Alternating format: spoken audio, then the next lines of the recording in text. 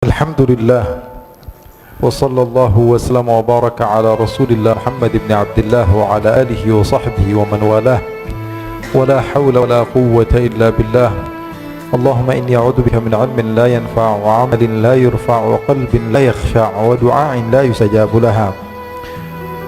Wa salli Allahumma bi jamalika wa jalalika ala sayyidina Muhammadin warzuqna kamal al-mutaba'ati lahu zahiran wa batinan fi afiyatin wa salam walhamdulillahi rabbil alamin. Alhamdulillah, kita bersyukur kepada Allah subhanahu wa ta'ala. Pada malam hari ini Allah subhanahu wa ta'ala mengumpulkan kita di tempat yang mulia, di masjidnya Allah subhanahu wa ta'ala. Di dalam sahih Nabi Muhammad sallallahu alaihi wasallam mengatakan ahabbul biladi ilallahi masajiduha. Tempat-tempat yang paling Allah subhanahu wa ta'ala cintai adalah masjid-masjidnya Allah. Dan sudah barang tentu bahawa sesungguhnya Allah tidaklah akan memberikan izin kepada sembarangan orang untuk memasuki tempat yang paling dicintai oleh Allah. Pasti Allah subhanahu wa ta'ala akan memilih daripada makhluk-makhluk yang Allah subhanahu wa ta'ala berikan kecintaan kepada makhluk tersebut, sehingga dia mampu untuk memasuki tempat yang paling dicintai oleh Allah. Maka sebagaimana yang dikatakan Habib Muhammad tadi, kita harus banyak husnudzan kepada Allah subhanahu wa ta'ala dan yakin bahawa kita ini adalah makhluk yang dicintai oleh Allah. Allah masih izinkan kaki kita melangkah di tempat-tempat yang baik. Allah masih kasih izin kepada lisan kita untuk mampu memanggil nama Allah, menyeru nama Allah subhanahu wa ta'ala. Karena sebagian orang mungkin Allah subhanahu wa ta'ala haramkan lisan mereka untuk bisa memanggil nama Allah, tapi kita masih bisa manggil nama Allah, masih bisa, masih mampu memanggil nama Allah, masih bisa memanggil nama Allah, Allah, Allah, Allah, Allah, Allah. Nama yang indah, nama yang nikmat disebut. Oleh karena itu kita bersyukur kepada Allah subhanahu wa ta'ala. Dan tema pada malam hari ini adalah tentang Rasulullah. Tapi Masya Allah, tadi dari sebelum lahir sampai Rasulullah wafat sudah diceritakan semua oleh Habib Muhammad bin Anis. Maka saya kira sudah cukup. Masya Allah, Nabi Muhammad sallallahu alaihi wasallam, kata sebagian ulama bahawa bagaimana mungkin kita mampu memuji Rasul sallallahu alaihi wasallam sementara Allah pencipta kepada Nabi Muhammad memuji Rasul sallallahu alaihi wasallam. Ayo kasih tahu kepada saya, siapa yang memuji Rasulullah? Kalau Allah pencipta Nabi Muhammad sudah memuji kepada Rasulullah. Allah katakan wa innaka la'ala khuluqin azim. Orang yang memahami bahasa Arab ataupun sastra daripada keilmuan di dalam bahasa Arab, dia akan tahu tidaklah dimulai kalimat dengan waw kecuali artinya adalah taukid. Tidaklah dimulai dengan inna harfu taukid, kaf harful khitab yufidu taukid, lam lamut taukid, ala lil isti'la yufidu taukid, khuluqin azim itu dalam ilmu nahwu namanya na'at dan man'ud yang juga berartikan taukid. Allah subhanahu wa ta'ala memuji Rasulullah seakan-akan Allah katakan, sesungguhnya engkau adalah orang yang paling dan tidak ada selesai. Nabi Muhammad sallallahu alaihi wasallam adalah makhluk yang paling dipuji oleh Allah. Kenapa kok Rasulullah sallallahu alaihi wasallam dilebih-lebihkan? Kok nabi-nabi yang lain tidak dilebihkan? Ini perintah Allah. Baca Al-Quran. Allah katakan wa kadzalika faddalna ba'dahum 'ala ba'd. Begitulah kami, kata Allah subhanahu wa ta'ala, kami muliakan nabi yang satu daripada nabi yang lain. Kalau ada seorang nabi berdoa kepada Allah, Rabbi syrah li sadri wa yassir li amri, ya Allah lapangkanlah dadaku, Nabi Muhammad, Allah katakan alam nashrah laka sadrak, aku lapangkan dadamu sebelum kamu minta kepadaku wahai Muhammad. Sallu ala Nabi Muhammad. Kalau ada seorang nabi, diceritakan bahawa Nabi Yusuf alaihi salatu wassalam, ketika beliau hadir di satu tempat dan sahabat-sahabat Zulaikha dihadirkan apel, kemudian mereka memotong, yang potong tangan jemari mereka, maka dikatakan wa sahbu Zulaikha law ra'ayna jabinahu la atharna taqti'ul qulubi 'ala al-aidi. Katanya kalau yang nampak, yang hadir itulah Nabi Muhammad, bukan Nabi Yusuf, apa yang akan terjadi?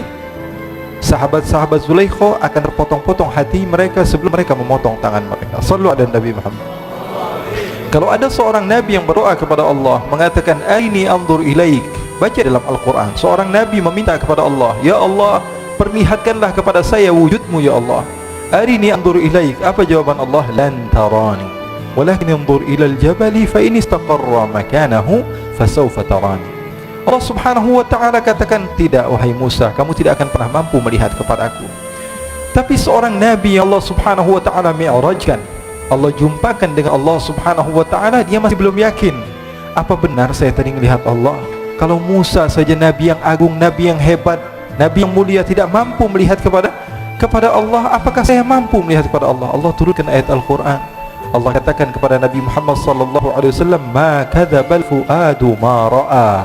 Sesungguhnya tidak berdusta, apa yang kamu lihat itu adalah benar-benar Allah Subhanahu wa ta'ala. Sallu ala Nabi Muhammad. Dikatakan oleh ulama, wala in qabalta lafzata lan tarani bima kadzabal fuadu fahimta ma'na. Kalau kamu mau membandingkan ada dua ayat, ayat lan tarani dengan ayat ma kadzabal fuadu ma ra'a, maka cukup bagi kamu mengetahui derajat Nabi Muhammad sallallahu alaihi wasallam begitu tinggi. Beliau Habib Muhammad tadi menceritakan kepada kita bahwa kita ini mulia menjadi umat Rasul sallallahu alaihi wasallam. Betul atau tidak? Kemuliaan ini kita tidak akan pernah tahu kecuali kalau kita membaca, dan kita tidak pernah merasa kecuali ketika kita tahu. Terkadang sebagian orang dia tidak merasa dirinya mulia. Kenapa? Karena dia tidak tahu dia orang yang mulia. Mutiara dia letakkan di jalanan, karena dia tidak mengenal, maka dia akan menyamakan antara bebatuan biasa kerikil dengan emas. Bagi dia tidak ada bedanya. Kenapa? Karena dia tidak tahu. Dan kalau kamu mau membaca hadis-hadis Rasul sallallahu alaihi wasallam, kamu akan dapati bahwa umat-umat terdahulu berbeda dengan umat sekarang, umat Rasul sallallahu alaihi wasallam. Kalau umat Nabi Musa, dikatakan di dalam hadis Rasul sallallahu alaihi wasallam bahwa umat zaman terdahulu mereka kalau misalnya sedang jalan ke tempat-tempat untuk beribadah mereka, kemudian kaki mereka terkena najis, maka kaki mereka wajib dipotong. Kalau tidak, salat mereka tidak akan pernah sah. Kalau di baju mereka terdapat najis, maka baju mereka wajib dipotong. Baju tersebut sudah tidak boleh lagi digunakan. Tapi umat Rasul sallallahu alaihi wasallam hanya dibasuh saja. Kita tidak tahu kemuliaan ini. Kenapa? Karena kita tidak mau membaca. Padahal Rasul sallallahu alaihi wasallam memberitahukan banyak hal, di antaranya perempuan-perempuan daripada umat-umat Nabi terdahulu, kalau mereka sedang datang bulan, kalau mereka sedang haid, apa yang dilakukan? Mereka harus dikunci satu kamar, dan mata mereka, wajah mereka tidak boleh dipandang oleh laki-laki, walaupun suami sendiri. Tapi umat Rasul sallallahu alaihi wasallam, Rasulullah katakan, isna'u kulla syai'in illa nikah, kata Rasulullah. Lakukan segala sesuatu apapun yang kamu mau kecuali berhubungan suami istri. Jadi umat Rasul sallallahu alaihi wasallam begitu mulia, begitu hebat. Tapi terkadang kita tidak mengetahui kehebatan tersebut. Kenapa? Karena kurang tahunya kita di dalam kemuliaan tersebut. Oleh karena itu kemuliaan kita luar biasa. Oleh karena itu syukuri nikmat ini. Syukuri nikmat dengan keberadaan Rasul sallallahu alaihi wasallam. Bi akramir rusli kunna akramal umami. Karena Rasul sallallahu alaihi wasallam jadi mulia, maka kita jadi mulia juga. Kita ini umat siapa? Umat Nabi Muhammad. Kalau mudhaf ilaih misalnya, Baitul Faqir, bait artinya rumah, al-faqir artinya orang miskin. Ketika rumah tersebut disandarkan kepada orang miskin, maka rumah tersebut menjadi hina. Tapi kalau Baitul Ghani, rumah juga, tapi disandarkan kepada orang kaya, maka rumah tersebut menjadi mulia. Umat terdahulu dan umat Nabi Muhammad SAW. Kenapa umat Nabi Muhammad SAW menjadi mulia? Karena bersanding kepada Nabi besar Muhammad sallallahu alaihi wasallam. Kita sering baca Quran. Setelah kita baca Quran, kita cium Al-Quran. Yang kita cium apa? Kulitnya, jilidnya, betul tidak? Sampulnya. Coba kasih tahu kepada saya, ada atau tidak ulama yang mengatakan sampul Al-Quran termasuk dari Al-Quran? Cari ulama manapun, mereka tidak akan mengatakan bahwa sampul Al-Quran termasuk daripada Al-Quran. Al-Quran itu ya dari pertama tadi, Bismillahirrahmanirrahim sampai Qul a'udzu birabbin nas. Sampul Al-Quran termasuk Quran atau bukan? Bukan termasuk Al-Quran. Tapi kenapa kok kita setelah membaca Al-Quran kita cium sampul Al-Quran? Kenapa? Karena dia mulia, karena dekat dengan hal yang mulia. Sallu ala Nabi Muhammad. Oleh karena itu ikhwani, akhwati, dimanapun kalian berada, yang menonton juga ini di alam nyata dan dalam gaib, jadi kita tidak akan pernah tahu kemuliaan kita kecuali setelah kita mengenal siapa diri kita. Oleh karena itu kita syukuri nikmat ini, dan insyaallah Allah Subhanahu wa taala berikan kepada kita keistiqomahan di dalam berjuang di jalan Allah Subhanahu wa taala. Allah Subhanahu wa taala janjikan kepada kita bahwa kita pasti akan mendapatkan kemuliaan. Allah katakan innamal izzatu lillahi wa lirasulihi wa lil mu'minin. Kemuliaan itu milik Allah, milik Rasulnya, dan milik mukmin. Memang betul Allah janjikan nanti kita akan menjadi makhluk Allah Subhanahu wa taala yang paling berjaya. Tapi pertanyaannya, apakah kita ikut andil dalam kejayaan Islam? Islam pasti akan dimuliakan oleh Allah, pasti.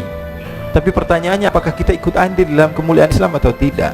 Oleh karena itu kita meminta kepada Allah Subhanahu wa taala supaya kita menjadi orang yang istiqamah dengan berkat Nabi besar Muhammad sallallahu alaihi wasallam. Ikhwani, segala sesuatu kalau berhubungan dengan Rasulullah maka akan menjadi mulia, apapun itu. Bahkan maaf kalau kita baca sejarah Rasulullah SAW, ada sebagian orang yang hijrah dari tempat yang jauh. Contohnya daripada Habasyah, ada seorang yang bernama Bilal. Sampai sekarang namanya disebut di mana-mana. Semua orang mengenal beliau. Lebih hebat daripada siapapun di dunia ini. Sebagian orang mungkin terkenal 10 tahun, 20 tahun, 30 tahun, hilang ceritanya. Sehebat-hebatnya orang tersebut di masanya. Tapi Bilal bin Rabah, orang kampung, orang pelosok, orang pedalaman, akan tapi beliau masih dikenal karena apa? Karena menjadi sahabat Rasul sallallahu alaihi wasallam. Nabi Muhammad sallallahu alaihi wasallam apapun saja yang berhubungan dengan Rasul sallallahu alaihi wasallam akan menjadi mulia. Bahkan Allah Subhanahu wa taala ketika berbicara yang dibahas tentang Rasulullah, Allah Subhanahu wa taala bedakan cara berbicara Allah Subhanahu wa taala kepada Rasulullah, mengajarkan kepada kita bahwa Nabi Muhammad adalah makhluk yang paling mulia. Allah katakan kalau memanggil Nabi Musa ya Musa, memanggil Nabi Isa ya Isa, memanggil Nabi Nuh ya Nuh, memanggil Nabi Ibrahim ya Ibrahim, memanggil Nabi Adam ya Adam uskun anta wa zawjukal jannata, memanggil Nabi Isa ya Isa inni mutawaffika wa rafi'uka ilai. Memanggil Nabi Muhammad, apakah ada kalimat ya Muhammad di dalam Al-Quran? Coba beritahukan kepada saya. Coba sekarang buka Al-Quran, cari satu saja kalimat Allah memanggil nama Nabi Muhammad dengan nama ya Muhammad. Ada atau tidak? Tidak. Semua dengan laqab, ya ayyuhan nabiyyu, ya ayyuhar rasulu, ya ayyuhal muzammil, ya ayyuhal mudaththir. Allah Subhanahu wa taala panggil nama Nabi besar Muhammad sallallahu alaihi wasallam dengan nama-nama yang agung. Bahkan Allah Subhanahu wa taala letakkan kalimat-kalimat seperti taukid tadi. Ketika Rasul sallallahu alaihi wasallam ingin dipindahkan kiblat yang dari Baitul Maqdis menuju Makkah, menuju Ka'bah, Allah Subhanahu wa taala kabulkan kepada Rasulullah sebelum Rasulullah meminta. Allah katakan, "Qad nara taqalluba wajhika fis samai fala nuwalliyannaka qiblatan tardaha." Fa lagi dimulai, lam taukid lagi, nun nuwalliyannaka taukid thaqilah lagi, kaf harful khitab lagi. Jadi artinya apa? Allah Subhanahu wa taala mengistimewakan Rasul sallallahu alaihi wasallam. Kenapa? Karena Allah Subhanahu wa taala pilih Nabi Muhammad sebagai uswah. Allah katakan Nabi Muhammad adalah apa? Uswah. Kalau di dalam bahasa Arab sebenarnya orang yang diikuti itu qudwah. Qudwah itu apa? Orang yang diikuti. Contohnya dalam fiqih mungkin kita baca syurutul qudwah. Tapi Allah Subhanahu wa taala sebutkan Nabi Muhammad uswah, contoh di dalam segala hal, dalam urusan duniawi, urusan ukhrawi. Nabi yang berjumpa dengan Allah, Mi'raj, berjumpa dengan Allah. Kalau kita masuk ke istana negara atau masuk ke tempat yang mulia, menurut kita pulang-pulangnya udah belagu, kita sudah update, kita sudah kasih tahu semua orang. Ini berjumpa dengan Allah Subhanahu wa taala. Pulang ke rumahnya ngelihat ada kucing dikasih minuman, gelas yang sama Rasulullah minum dari kucing tersebut. Sallu ala Nabi Muhammad. Yang berjumpa dengan Allah Subhanahu wa taala, turun ke bumi, istrinya nggak bisa naik untanya karena agak sedikit tidak tinggi, istrinya yang bernama Safiyah. Rasulullah SAW letakkan kakinya untuk dinaiki istrinya. Bahkan dalam riwayat, punggung Rasulullah SAW dijadikan injakan untuk istrinya. Sallu ala Nabi Muhammad. Bahkan Rasulullah SAW tidak malu.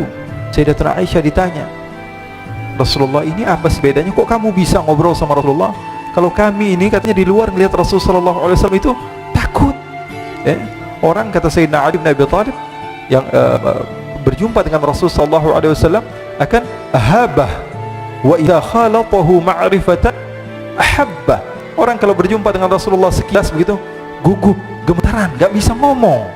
Bahkan katanya sebagian sahabat itu udah dicatat nih mau ngomong apa. Di depan Rasulullah SAW gak bisa ngomong. Sampai seorang perempuan ketika ditanya kepada Rasulullah, alaki hajat, kamu punya hajat kepada saya? Dia mengatakan, gak bisa ngomong. Dia gak bisa ngomong. Kata Rasulullah, ya miskinah aliki bis sakinah. Wahai orang perempuan yang aku kasihan kepadamu, tenang saja. Saya ini tidak ada beda dengan kamu. Saya ini adalah apa? Anak daripada seorang perempuan yang makan dendeng, kata Rasulullah. Dendeng apa dendeng itu namanya? Dendeng.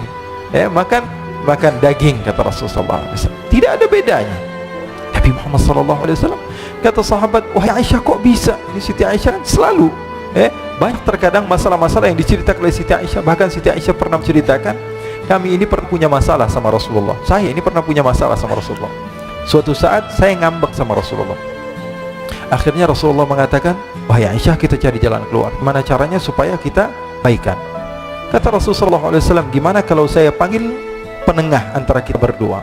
Kata Aisyah, oke wahai Rasulullah. Kemudian Rasulullah mengatakan, apakah kamu mau Umar? Umar nggak mau, Umar orangnya keras. Apakah kamu mau Utsman? Utsman nggak.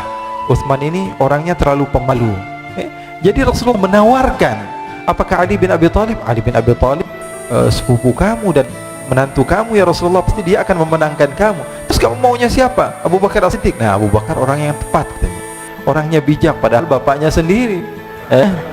Siti Aisyah mengatakan, apa ini orang yang bijak, orang yang tepat. Ya sudah, panggil Abu Bakar. Dipanggil Sayyidina Abu Bakar As-Siddiq.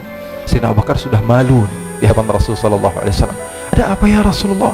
Kata Rasulullah SAW, wahai Abu Bakar, saya memanggil kamu ke tempat ini untuk menjadi penengah antara saya dan Aisyah. Karena saya memiliki masalah, kamu bukan sahabat saya dan kamu bukan ayah daripada Aisyah. Sekarang kamu sebagai penengah antara masalah kami berdua. Kata Sayyidina Abu Bakar, oke ya Rasulullah. Duduk Sayyidina Abu Bakar. Maka Sayyidina Abu Bakar bertanya, siapa yang mau menceritakan? Maka Rasulullah SAW katakan, wahai Aisyah, saya atau kamu dulu yang memulai? Maka Sayyidatuna Aisyah mengatakan, kamu dulu yang memulai ya Rasulullah, tapi tolong jangan berdusta. Sayyidatuna Aisyah mengatakan hal yang sedemikian rupa, kamu saja ya Rasulullah yang berkata dahuluan, tak akan, tapi tolong jangan dusta. Sayyidina Abu Bakar berdiri marah, langsung mau memukul Sayyidina Abu Bakar. Masa Rasulullah kamu katakan pendusta? Masa Rasulullah kamu katakan berbohong? Ketika mau ditampar oleh Sayyidina Abu Bakar, ditahan oleh Rasulullah SAW. Kata Rasulullah, aku memanggil kamu ke sini bukan untuk memukul istri saya, tapi saya memanggil kamu ke sini untuk menyelesaikan masalah saya dan Aisyah. Maka larilah Sayyidina Abu Bakar, disuruh pulang oleh Rasulullah SAW. Lalu Sayyidatuna Aisyah memeluk Rasulullah dan mengatakan, Rasulullah SAW katakan pada Sayyidatuna Aisyah, kamu lihat betapa hebatnya suami kamu menyelamatkan kamu dari musuh kamu. Sehingga Sayyidatuna Aisyah malu dan mendekat kepada Rasulullah SAW. Ikhwani, Rasulullah SAW kehidupannya seperti kita, tidak ada beda. Jadi jangan kira bahwa sungguhnya kehidupan Rasulullah SAW ketika itu hanya khusyuk di dalam ibadah saja. Tidak, Rasulullah SAW hidup dengan kesenangan, hidup dengan keharmonisan, hidup dengan apa? Hidup dengan canda, tawa. Rasulullah SAW didatangi seorang perempuan bawa air. Ya Rasulullah, tolong doakan suami saya sedang sakit ya Rasulullah. Kata Rasulullah, siapa suami kamu? Suami saya Jabir bin Abdullah. Oh, yang matanya ada hitamnya ya, kata Rasulullah. Bingung istrinya, ada hitamnya atau tidak? Coba, kata Rasulullah, kamu pulang dulu, kamu lihat ada hitamnya atau tidak. Pulang dia, ditanya sama suaminya, sudah dapat doa dari Rasulullah? Rasulullah tanya, mata kamu ada hitamnya atau tidak? Maka kata Jabir bin Abdullah, dia mengatakan semua mata pasti ada hitamnya.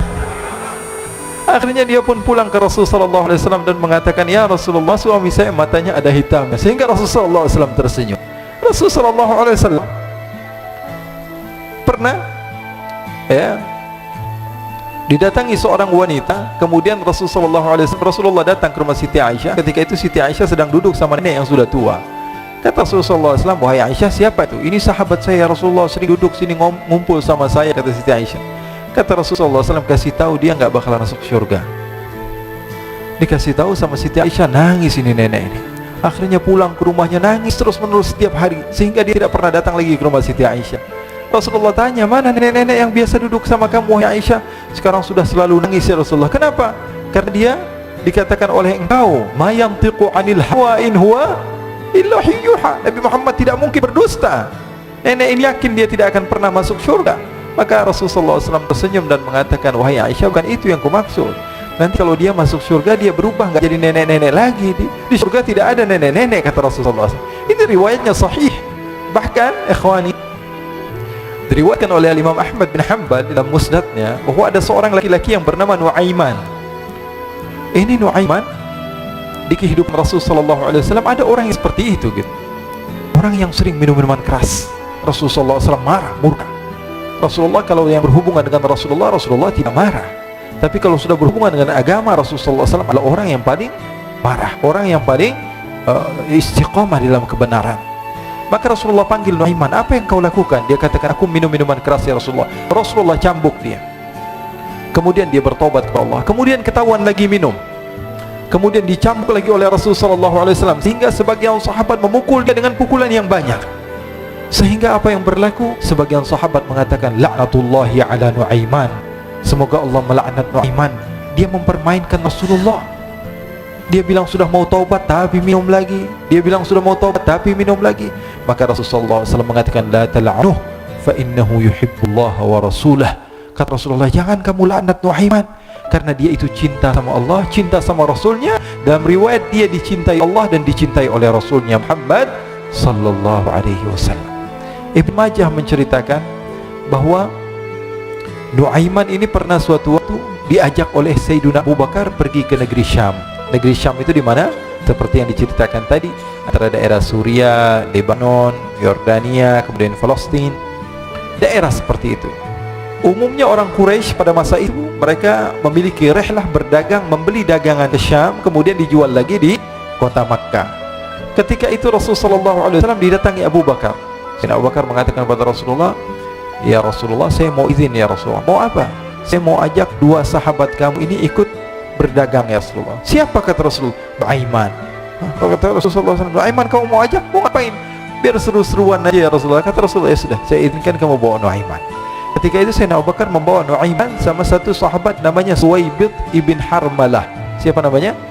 Suwaibid ibn Harmalah. Ini sahabat Rasulullah SAW yang memiliki sifat yang berbeda-beda. Kalau Nu'aiman ini aneh. Pernah Rasulullah SAW dibawain makanan banyak, dikasih Rasulullah, dikasih sahabat semua. Semuanya sudah makan, tiba-tiba si Nu'aiman ini, sahabat Nabi Nu'aiman mengatakan kepada Rasulullah, ya Rasulullah, ini yang penjualnya, tolong kau yang bayar ya Rasulullah. Makanan udah habis. Makanan udah habis. Rasulullah SAW bingung, saya yang bayar. Akhirnya Rasulullah katakan kepada sahabat, ayo keluarkan uang, kita patungan, kita bayar. Rasulullah aja dimainin, apalagi kita orang. Sallallahu ala Nabi Muhammad. Nu'aiman diajak Sayyidina Abu Bakar. Kata Rasulullah SAW, benar kamu mau ajak Nu'aiman? Iya ya Rasulullah. Diajak lah.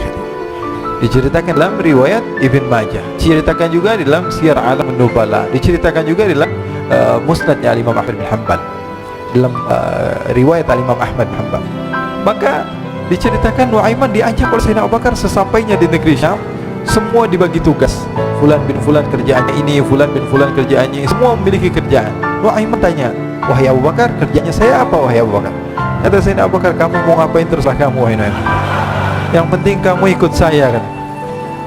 Kemudian satu di antara mereka namanya Suwaibid ibn Harmalah ditanya oleh Sayyidina Abu Bakar, wahai Suwaibid, kamu mau kerjaan apa? Kata Suwaibid, terserah kamu wahai Abu Bakar. Kata Sayyidina Abu Bakar, kamu menjaga makanan, karena saya tahu kamu ini adalah orang yang senantiasa menjaga amanah. Suwaibid ini kalau disuruh maju dia maju, disuruh mundur dia mundur, disuruh ke kanan dia ke kanan, disuruh ke kiri dia ke kiri. Orang yang ikut aja. Kalau Nu'aiman beda, disuruh maju dia ke belakang, kasih sen kanan ke kiri belok. Nu'aiman itu orang yang berbeda. Maka Suwaibid mendapatkan tugas, semua mendapatkan tugas kecuali Nu'aiman. Sehingga ikhwani, apa yang berlaku, apa yang terjadi? Sayyidina Abu Bakar pergi sibuk dengan kesibukannya, sehingga datanglah waktu siang. Nu'aiman sudah lapar. Nu'aiman cari makanan. Dia nggak punya uang, diajak Sayyidina Abu Bakar tapi tidak diberikan uang. Sehingga dia cari-cari makanan. Dia tahu Suwaibid yang jaga makanan, dikatakan, wahai Suwaibid, saya mau makan, berikan kepada saya satu roti saja, yang terpenting apa? Saya makan sekarang, saya sudah lapar. Kata Suwaibid, ya Allah Nu'aiman, kita tunggu Abu Bakar saja sehingga dia datang, karena ini amanat. Amanat dari Abu Bakar, saya tidak boleh berikan pada siapapun kecuali atas izin Abu Bakar. Kata Nu'aiman, kasih saya makanan, kalau tidak saya bikin masalah sama kamu. Merah wajahnya Suwaibid, karena dia tahu, jangankan saya, Rasulullah aja dimainin.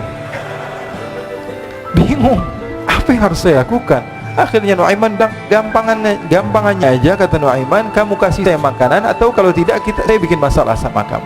Bingung Suwaibid, pikir panjang. Setelah itu dia katakan, ya sudah Nu'aiman, saya tetap mau jaga amanah Abu Bakar, karena saya takut ini adalah perintahnya Allah, perintahnya Rasulullah sallallahu alaihi wasallam, dan perintah daripada Abu Bakar sahabatnya Nabi.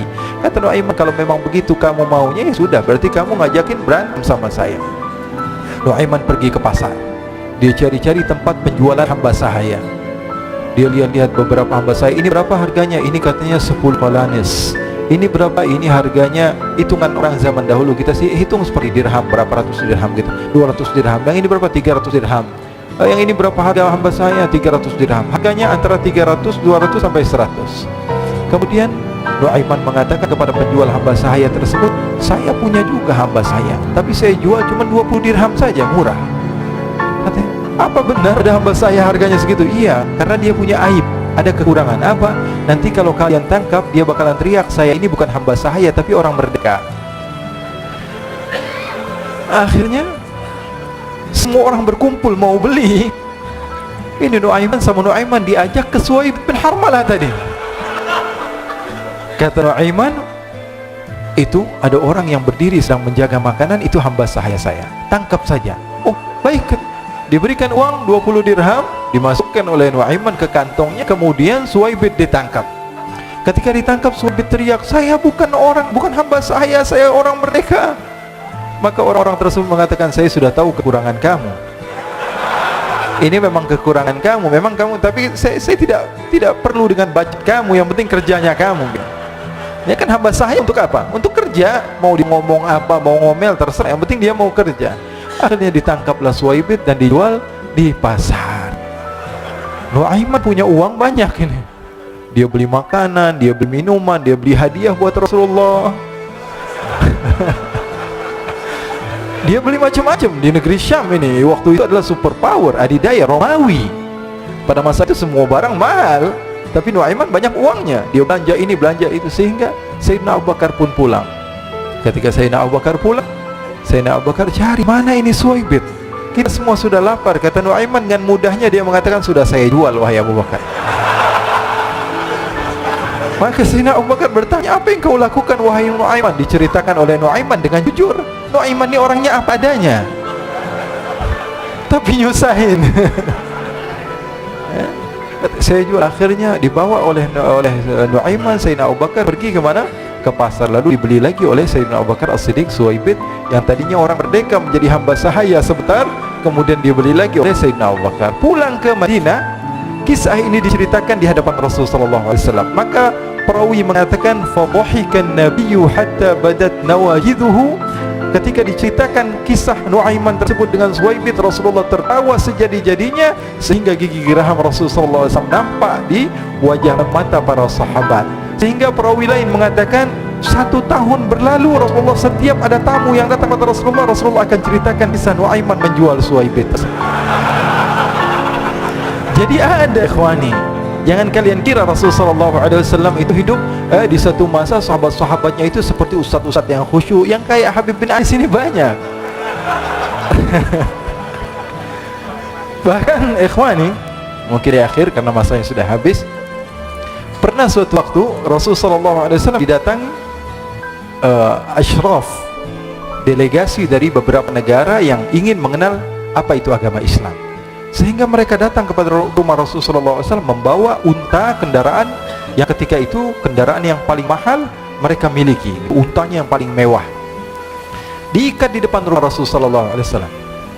Tamunya pun masuk, duduk bersama Rasulullah SAW. Di depan rumah Rasulullah SAW ada beberapa sahabat. Ada Sayyiduna Hamzah, kalian tahu Sayyidina Hamzah adalah orang yang berani. Ada Sayyiduna Umar, kalian tahu Sayyidina Umar adalah orang yang pemberani. Ada Sayyiduna Ali bin Abi Thalib, ada Sayyiduna Sa'ad bin Abi Waqqas. 4 sahabat ini lagi nongkrong gitu depan rumahnya Rasulullah SAW, berjaga sebelum Allah Subhanahu wa taala turunkan ayat wallahu ya'simuka minan nas. Ketika mereka sedang asyik duduk, tiba-tiba Nuaiman datang. Ini Nuaiman kalau datang pasti bikin sesuatu yang aneh. Bahkan dikatakan tidaklah Rasulullah SAW dalam keadaan bersedih, kecuali Nuaiman datang Rasulullah akan tersenyum. Jadi sebagian sahabat itu senang kalau sudah Nuaiman datang, pasti Rasulullah bahagia. Tapi ketika itu Nuaiman datang, ingin duduk bareng-bareng Sayyidina Hamzah. Sayyidina Hamzah katakan kepada Nuaiman, bercanda begitu. Nuaiman, kamu lihat unta orang datang dari luar Arab ini. Lihat, kata Nuaiman, ini besar banget ini, badannya besar gitu. Dagingnya pasti banyak. Iya nih, kalau kita sate enak nih ntar malam. Kata Nuaiman. Kata Sayyidina Hamzah, apakah kamu berani? Kata Nuaiman, saya berani aja asal kalian gak bilang sama Rasulullah. Kata Sayyidina Hamzah, benar wahai Nuaiman, benar. Akhirnya Sayyidina Hamzah lupa masalah itu, cuma bercanda saja. Sayyidina Hamzah lagi asik sama Sayyidina Umar, Sayyidina Ali. Tiba-tiba apa? Ternyata ketika dia melihat unta tersebut sudah pisah antara kepala sama badannya.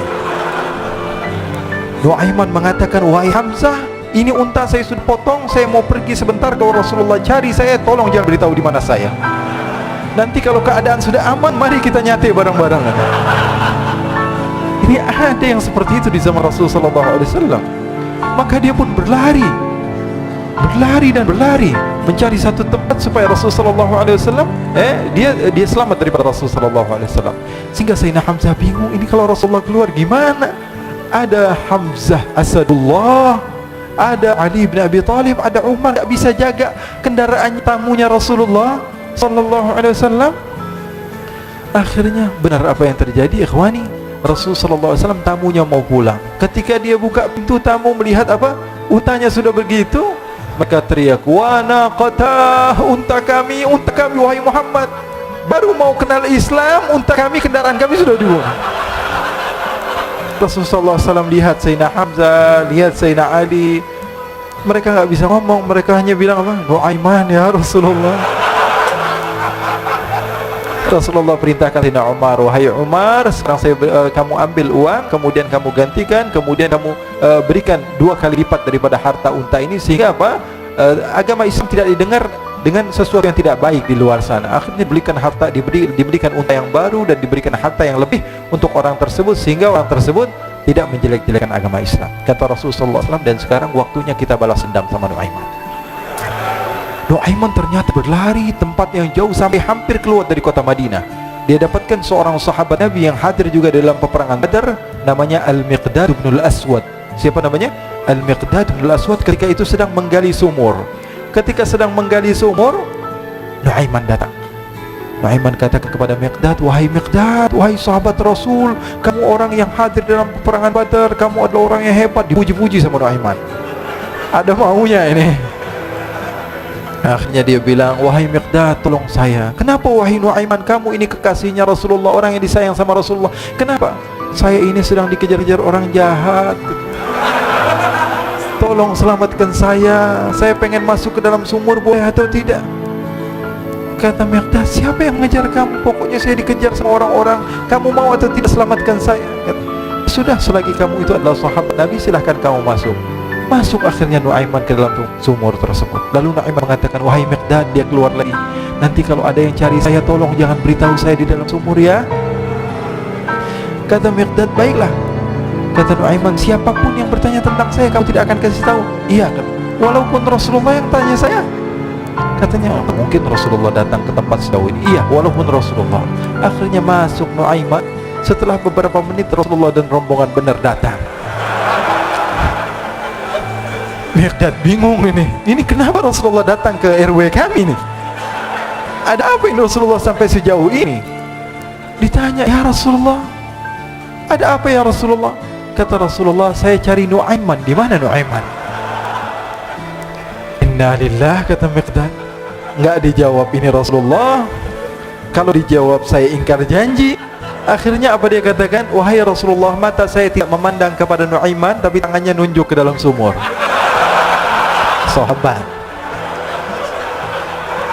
Apa dia bilang? Mata saya tidak melihat kepada Nu'aiman, tapi tangannya nunjuk ke sumur. Akhirnya dibuka sama Rasulullah, Nu'aiman muncul.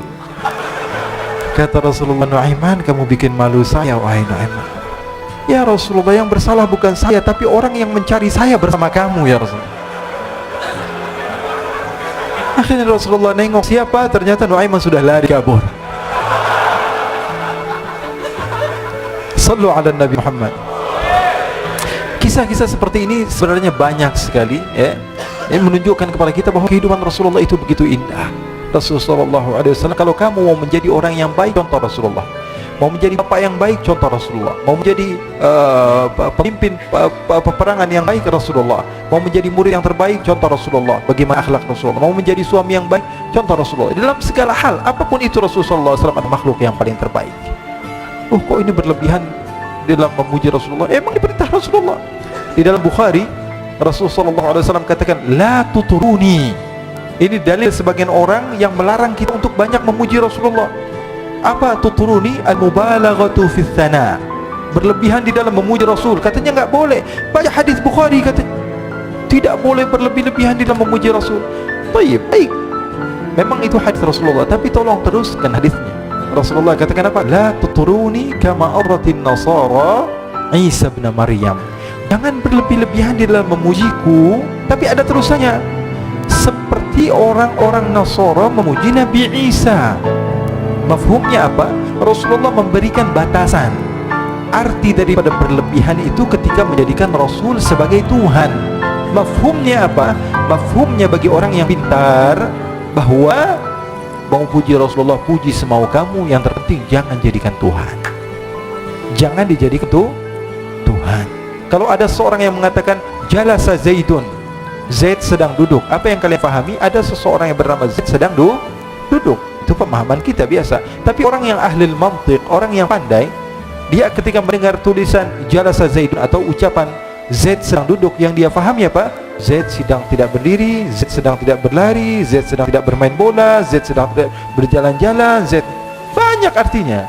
Maka insya Allah kita termasuk orang-orang yang Allah subhanahu wa ta'ala berikan kemudahan di dalam mencintai Rasulullah sallallahu alaihi wasallam, diberikan jalan supaya kita senantiasa dicintai oleh Rasulullah sallallahu alaihi wasallam. Siapapun itu yang hidup di masa Rasulullah sallallahu alaihi wasallam memiliki kelebihan, memiliki kekurangan, tapi semua orang yang hidup di zaman Rasul adalah orang yang memiliki kelebihan. Rasulullah tidak pernah memandang mereka dengan pandangan yang hina. Siapapun, sekelas Abu Bakar, sekelas Umar, sekelas Nuaiman, semua di mata Rasulullah sallallahu alaihi wasallam adalah orang yang bersaksi bahwa tiada Tuhan selain Allah dan Nabi Muhammad adalah utusan Allah. Ini yang kita contoh.